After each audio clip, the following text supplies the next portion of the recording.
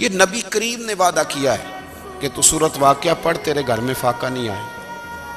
حضرت عبداللہ ابن مسعود رضی اللہ تعالیٰ عنہ بیمار تھے تو حضرت عثمان غنی رضی اللہ تعالیٰ عنہ تیمارداری کے لیے تشریف لے گئے اور جا کر کے کہا کہ آپ بڑے بیمار ہیں، آپ کی بیٹیاں زیادہ ہیں، میں چاہتا ہوں کہ خزانے میں سے کچھ مدد کروں۔ تو سیدنا عبداللہ ابن مسعود رضی اللہ تعالیٰ عنہ اٹھ کے بیٹھ گئے اور کہنے لگے امیر المومنین، اللہ آپ کو میری طرف سے، میری بیٹیوں کی طرف سے بہتر صلہ دے، میری بیٹیوں کو کسی خزانے کی ضرورت نہیں، میں نے انہیں خزانہ دے دیا ہے۔ کہا جناب آپ نے کون سا خزانہ دیا ہے، میں آپ کے مالی معاملات کو جانتا ہوں۔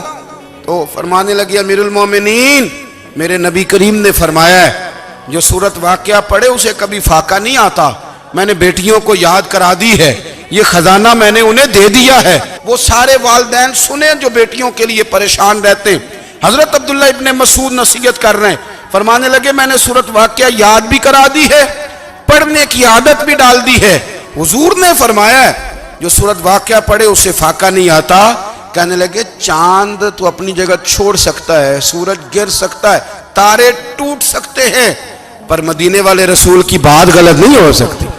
حضور نے فرمایا فاقہ نہیں آئے گا تو انشاءاللہ کبھی بھی نہیں آئے گا۔ کرنے کا کام یہ ہے کہ ہم اپنے معاملات، اپنی عبادات، اپنی دعائیں کبھی 10 منٹ عادت ہو جائے نا دعا مانگنے کی علیحدہ سے رات کو۔ حضور نے فرمایا جو فرض نماز کے بعد دعا مانگے اللہ اس کی قبول کر لیتا ہے۔ نبی پاک صلی اللہ تعالیٰ علیہ وسلم نے فرمایا اللہ مسافر کی دعا قبول فرماتا ہے۔ حضور نے فرمایا اللہ مظلوم کی دعا قبول فرماتا ہے۔ حضور نے فرمایا بیمار سے دعا کراؤ اللہ اس کی دعا قبول فرماتا ہے۔ میرے نبی پاک نے فرمایا ماں باپ جب بھی اولاد کے لیے ہاتھ اٹھائیں، ویسے تے بلے شاہ تو آسمانی اڈدیاں ہی پھڑ دیں، جڑا گھر بیٹھا انہوں بڑھیا ہی نہیں۔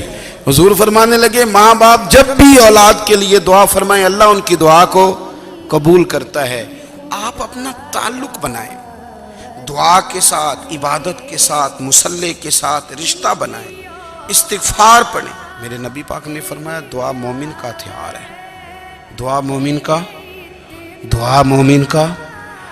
حضور نے فرمایا تقدیر کو سوائے دعا کے کوئی چیز نہیں بدل سکتی۔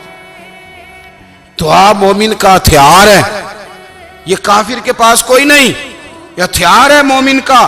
اللہ کرے آپ کو سمجھ آئے، پھر سنیں، کئی بار کہہ چکا ہوں یہ ہتھیار ہے۔ کافر کے مقابلے میں جو تیرے پاس سب سے بڑا ہتھیار ہے وہ دعا ہے۔